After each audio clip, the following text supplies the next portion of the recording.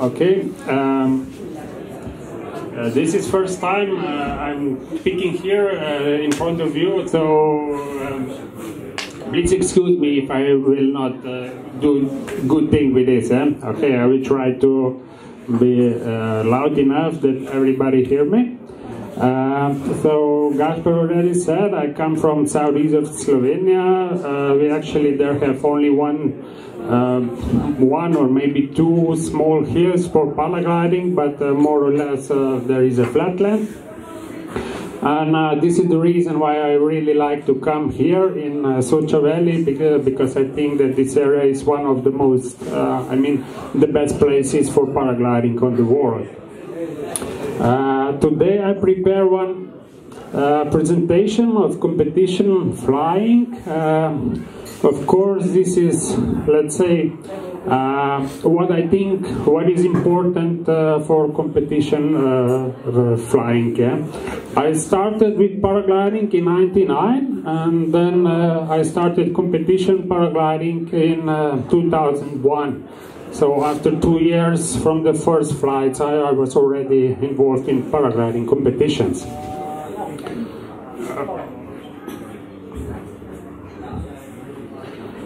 So here we can see in first part I will explain some, let's say, tips or skills for paragliding for the competition. Then in second part, the longest one will be what are actually task goals. And in the part 3 there will be one task route presentation, and that's more or less everything in this presentation. On the end, maybe last thing will be just a short summary of what I have said in this presentation. So I will start with the theory of climbing. Let's say around 10 years ago I studied a few articles and I measured, let's say, some parameter sizes of the thermics. And so here you can see we have a diagram of a circling diameter and what is the vertical speed of the paraglider. Easily we can explain it that smaller circle you do, actually let's say the biggest is your vertical speed going down, actually, not up, of course. And then when you fly into the lift, so this is a thermic speed lift. In the middle usually it's the strongest, the fastest lift, and this is a climbing polar curve. So here you can see that it is important what your circling diameter is in this, let's say, thermal. This is just, I'm always thinking what is the best ratio in the thermic lift. If there is a strong lift, it means that it should be a little less in diameter, and if there is a weak lift, you can make a little bigger turns to not have so much vertical speed of the glider going down.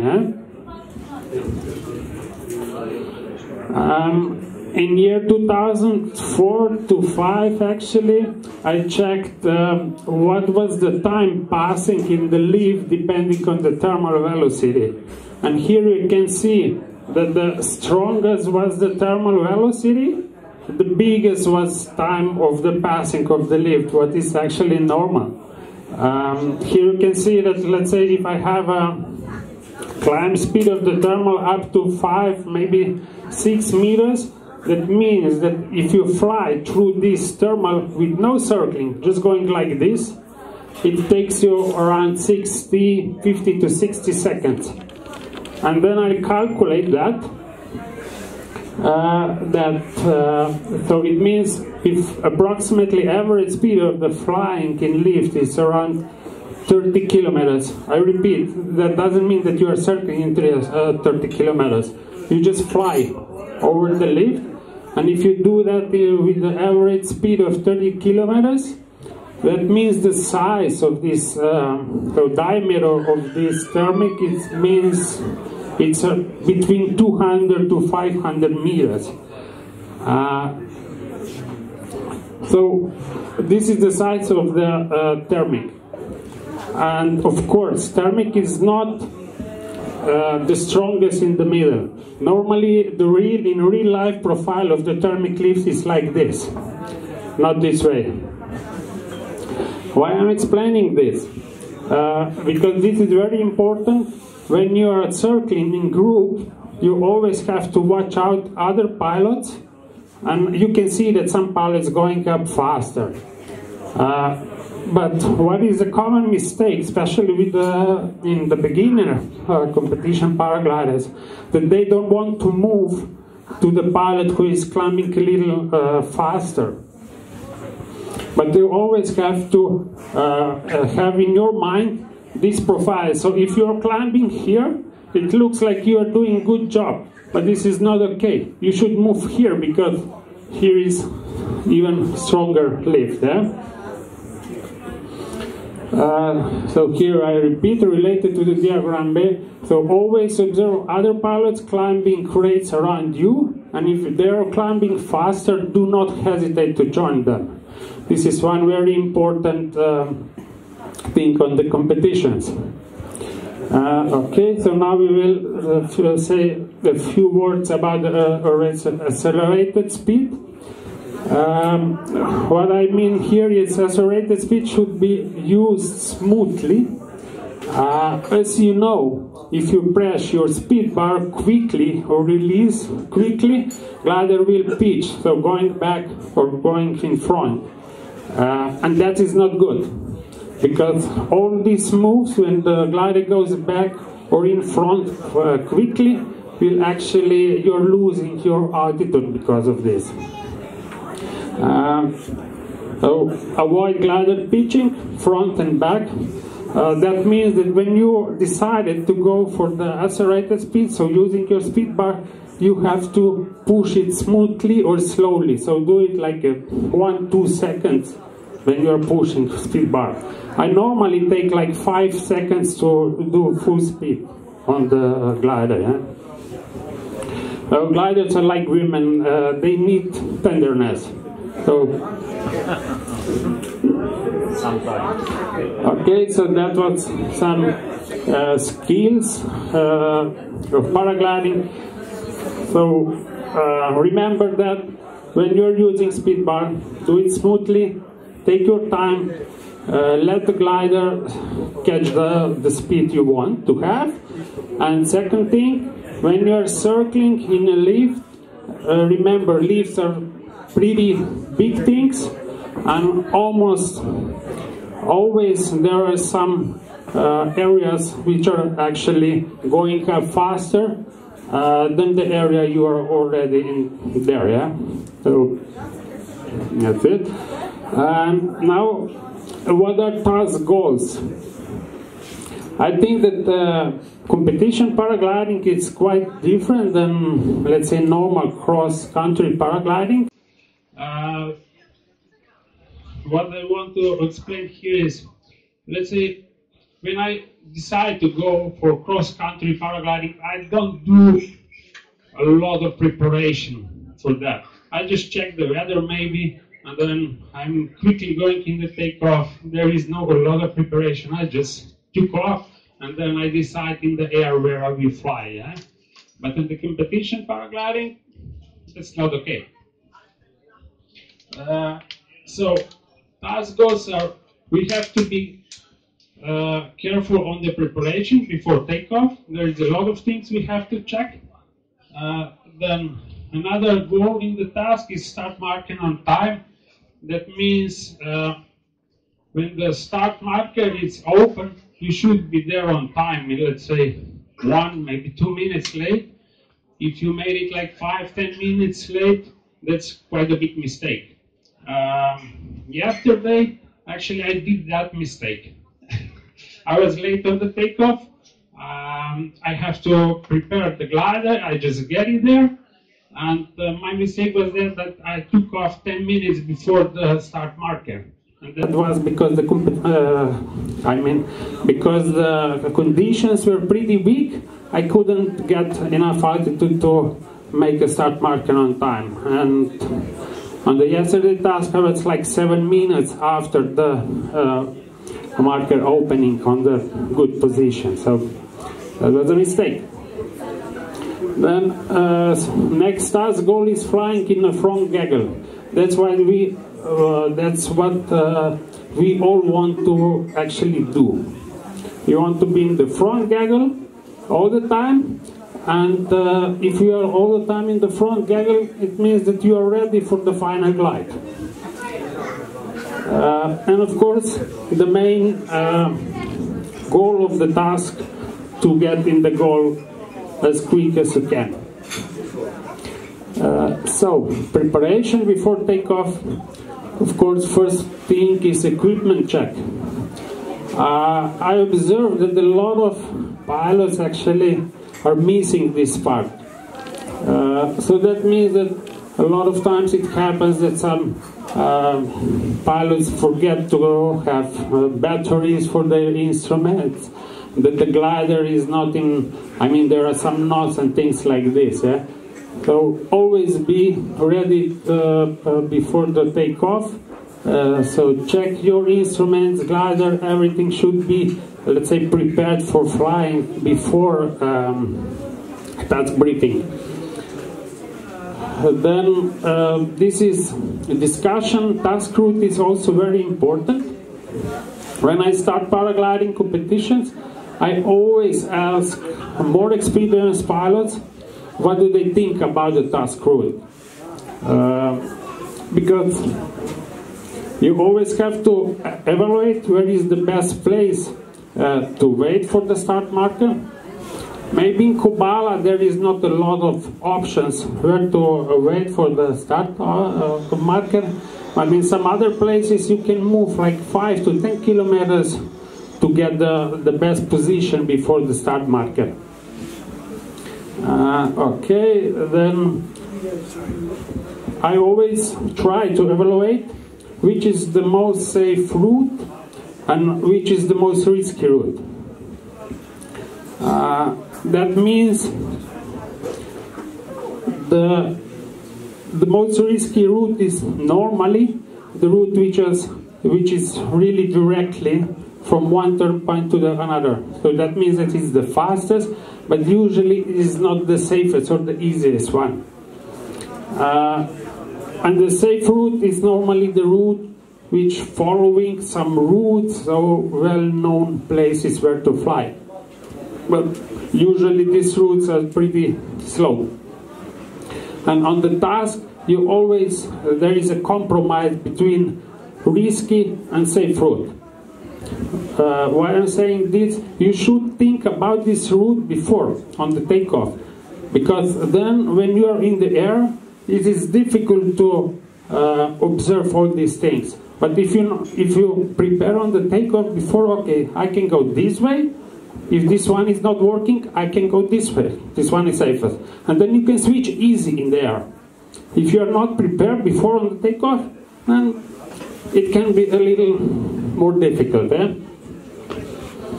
And on the end, for the final glide, always search for different options for the final glide. So the fastest one, going straight, but that means that you must have enough altitude. But sometimes you can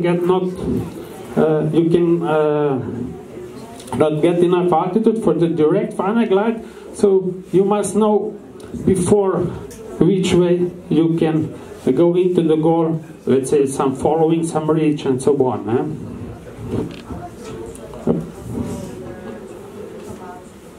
Okay, then flying in front gaggle. What I think, I mean, during all my paragliding competition, usually first half of the task is a little bit slower than the second one. This is because pilots normally in first task look for best glides, and that means that we like to fly in a group because you know that the group glides are normally better because you can observe which pilot having the best glide or the best air, and you move to him. And normally in first part of the task, we are not, let's say, pushing full speed bar all the time. We are still using optimal accelerated speed. In a practice, that means that we are flying, let's say, 50 to 80% of the accelerated speed. Because especially on, let's say, today's competition gliders, this range of speed is very useful. If you go on a 100% of speed bar, you are losing much more than if you are flying like 60 to 70% of the speed bar. For me, this one is also important, so try not to fall behind the leading gaggle. Here I must to, let's say, explain not to fall, what means not to fall behind. If you are behind the group more than 1 kilometer, it's normally pretty difficult to catch the front gaggle anymore. And I have that kind of the rule that, let's say, we are climbing under one cloud, and let's say that these leading pilots are like 200, 300 meters above me, and they just reach the cloud base and they start flying. I always remember what time they leave the under the cloud, and then I say, okay, I have 1 minute time. I'm circling 1 minute, and after 1 minute I go to follow them. Because if I stay in that lift, let's say 2 minutes, 3 minutes more, I will probably not catch the next lift they will catch. But if I'm like 1 minute or less behind them, I will still catch their lift and climb in the next lift with them. And then final glide. This is, let's say, one of the most important and stressful part of the competition. The final glides are often flown on accelerated flight through some turbulence. That's why you should get comfortable using speed bar, also in raw air. And I think that you all have to find your limits or your comfort zone on training. I think that if you're not capable to fly on a full speed bar, this is not really good for the competition. The decision for final glide, of course, depends on the glide ratio. You can get this information from the instrument or visually. I always actually do both. From my experience, I can judge if I'm enough high enough or not. Okay. Then for the last 15 kilometers or so, pay more attention to your instrument. That means that you are always observing what is your height and what is your glide ratio to get into the goal. Then second thing for the final glide, try to get polar curve data that is suitable for your wing. This is not as easy as you think, because for the gliders E and C, E and B, there is not a lot of, let's say, useful polar curve data. Most of them are for the competition gliders. Okay. And that's what I already have said, that have at least 2 ideas how to approach to the final glide. It will help you a lot if you prepare this before the takeoff. So that means from the last turn point to the goal you can go straight, but if there is not a lot of, if you don't have enough altitude, you can go another way following some ridge or something like that. On a final glide, it's also very important to carefully watch others, pilots, but do not get caught in controlling each other. That means this is especially important when you are doing last thermal. A lot of pilots, also experienced pilots, do that mistake that when we are circling in the last thermal, we are just looking around to the other pilots, and we don't want to start for the final glide first. But this is normally a mistake, because you can climb, and you will climb like 200-300 meters too high, and this is the losing of the time. Yeah? And if there is a generally good weather, take the risk and go first from the thermal. But of course, you have to be on the safe side. Required LD, I think, for the gliders E and B or C are probably around 7, maybe 8. For me, let's say I fly now Enzo free, I normally have like glide ratio at 10. That's more or less my rule. When I have glide ratio to the goal 10, then I just go.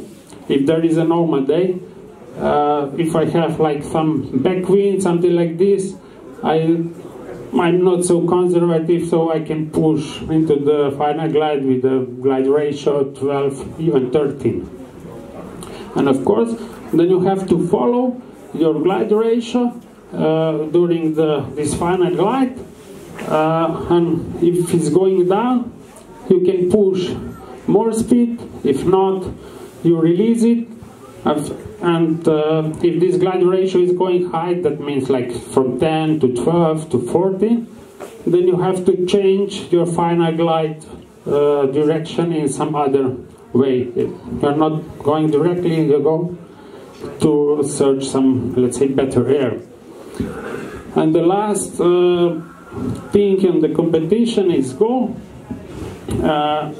You always have to look your instrument for the confirmation that you actually made a goal. It is not so rare mistake that some pilots came into the goal, but they do not fly over the line. They land, but they don't have, or they don't make a goal. On the last PVC in Switzerland, there were 2 pilots made this mistake. Okay. Now this is task route. So before you make this part, before taking off, so you evaluate task route on the map. What is the best way? What is the shortest way? What is the more risky way, and so on. But the same thing you have to reevaluate in the air,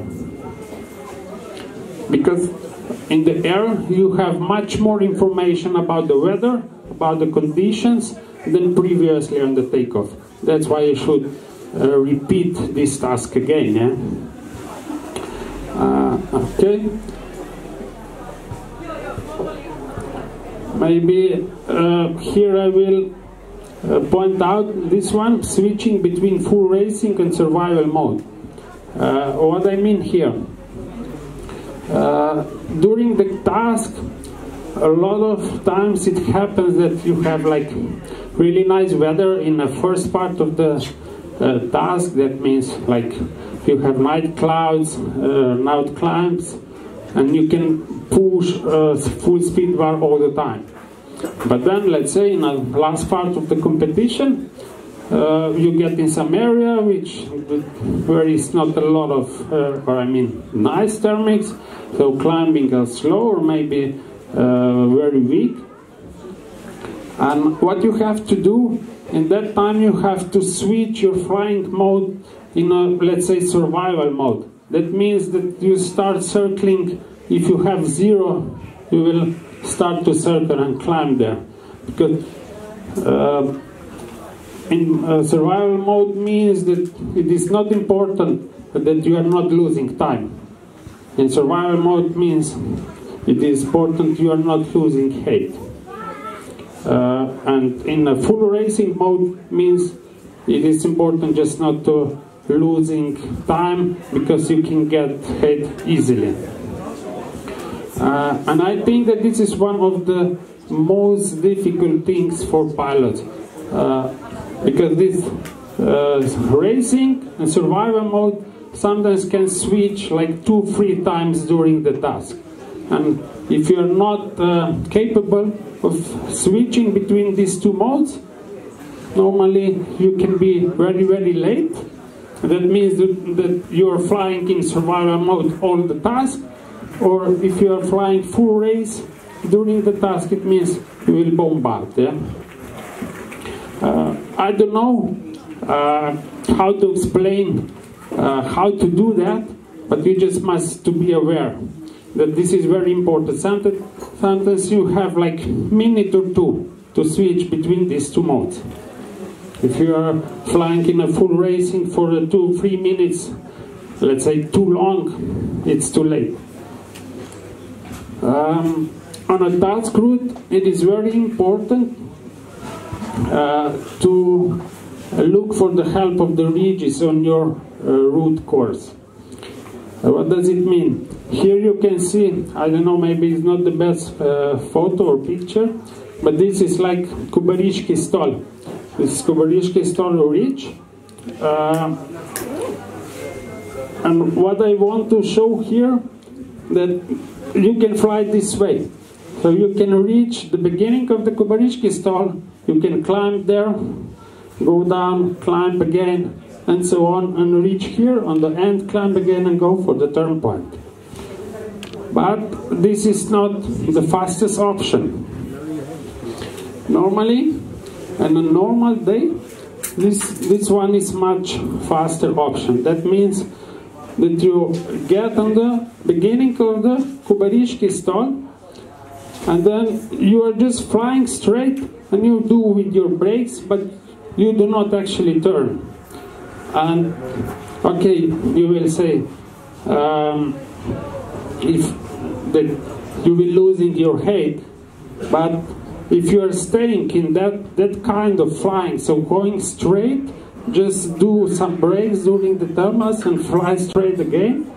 If you are not losing height and you are always more or less on the top of the ridge, this is perfect. You just fly there. And you can fly Kubarishki Stol from the beginning to the antenna with no circling at all. 80% of the days is like this. Every turn there is more or less rate of the time. And these techniques work more or less on all ridges like this. So normally this is the best or the fastest way. So you just go on the ridge, follow the ridge to the end, climb up there, and on the position where you have to fly out in the valley or pass on the other ridge. So make height when you have to leave ridge direction, and if altitude of the ridge is rising, your height usually will rise in the straight flight too. This thing is very important for the competition paragliding. Here on the end, I will just explain one such a valley task. So here you can see we have a takeoff on Kurbala, then we have a first turn point close to Drezhnica area. Second one was on Livek with the bigger cylinder, and then Mengore. And from here we have this big cylinder which actually cross all three ridges. This was Poloning, Kubarishki Stol, and here was Matayur. So this track actually shows where the, let's say, 90% of the pilots made this task. And on the next slide, you can see the other option of this task. So first, second turn point, here was a third turn point, And then I decided not to follow the gaggle here or all the other pilots. I just climb here and go this way, because this was the shortest one, yeah? And the last turn point was here. So if we take a look back, they have to go here, and then this leg was much longer for them. But why did they decide for this way? Normally, this way is much better, because we all know that current area, it's here, works pretty good. Polonic works pretty good. And here on this track, you can see that they actually didn't do any climbing. They just fly there, going there and back. But still, they were like 10 to 15 minutes late behind me, because mine was much, let's say, shorter. So why I'm giving this presentation of this track logs, because you always have to think about the routes. There is one obvious way or route you can make a task, and normally there is some routes which are not so obvious, but a lot of times faster and shorter. So some short summary or differences between cross-country and competition flying. Take more time for pre-flight preparation. You take care about your glider, instruments, so on. Then takeoff and start marker. It's totally different than on a cross-country flying. In a start marker, normally there is a big crowd. Then a line of flying rules, so be ready to change your line of flying, observing other pilots which are close to you. Speed during the flying, as I said, be gentle on a speed bar, because if you're pushing speed bar like, let's say, fast and releasing fast, you're losing your head because of this.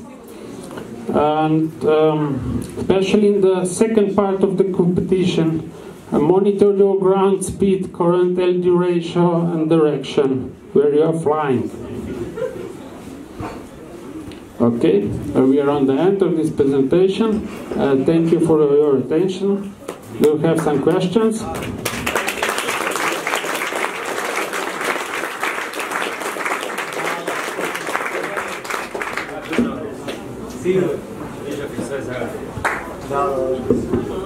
Any questions? Yeah, there is one. Yeah, may I ask you? I have a question.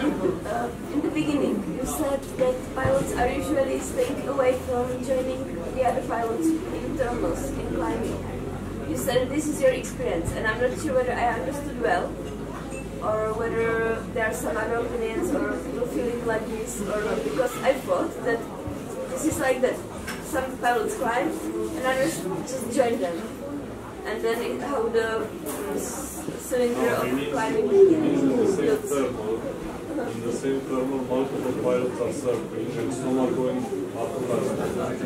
Yeah. People hesitate to change their position in the thermal to follow the right. That's what you meant. Yeah, exactly. This was the idea.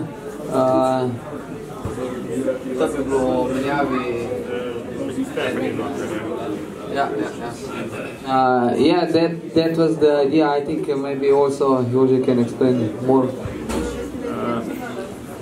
Yes, there were on the slide where I was explaining about these thermic cliffs. I want to explain that you must be aware that thermic cliffs have more cores. Normally, one is the fastest one, or the velocity of, let's say, middle core is the strongest one. And when you are flying, let's say, alone on a cross-country flying, you are not aware of this. Let's say you find some lift going, let's say, 2 meters, maybe 3 meters per second up, but you are not aware that maybe 200 meters away there is one even faster core. But on a competition flying, because there is a lot of pilots in this lift, you can easily observe this. Okay, there is the core of the thermic, which is the fastest one, and I normally observe like 2, maybe 3 circles. So let's say I'm climbing 2 meters up, and I check one glider going up faster than me. He made a 1 turn. Okay, he's going up. I will wait a little bit. He made a second turn point. Turn. If he's still faster than me, I will definitely move there. Yeah. So don't hesitate to join them if they're climbing faster. Yeah. Yeah, this with changing the climbs, actually this is the easiest way how you recognize the good pilots and the not so experienced pilot. If you will catch one good thermal, I don't know, you will do 1-2 turns and all the good pilots will be with you. Even if they will be, I don't know, a little bit further out. But always you can find good thermal, and there will be one pilot, let's say only 100 meters away. You will fly up like a rocket and he will do nothing. This way you can recognize that he is not so experienced. So this is the first step. It's really important. If you want to climb, you need to change the position as soon as possible. If you see somebody flying up better, change the position as soon as possible. This is really important. In the World Cup, for example, you will see this phenomenon. If somebody gets good thermal, you have immediately, if you will catch the good thermal, immediately you have 50, 60 pilots around of you. If you will be on, I don't know, on low level comp or maybe on the free flying, you can get the rocket and nobody will follow you. This is the difference. This is important. If you will catch, if you will observe, and you will go for it, you can climb it together with the good pilots, and you can make a good flight and a good altitude out of it.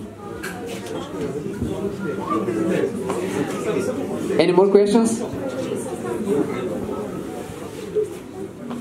Okay, let's finish the day for today.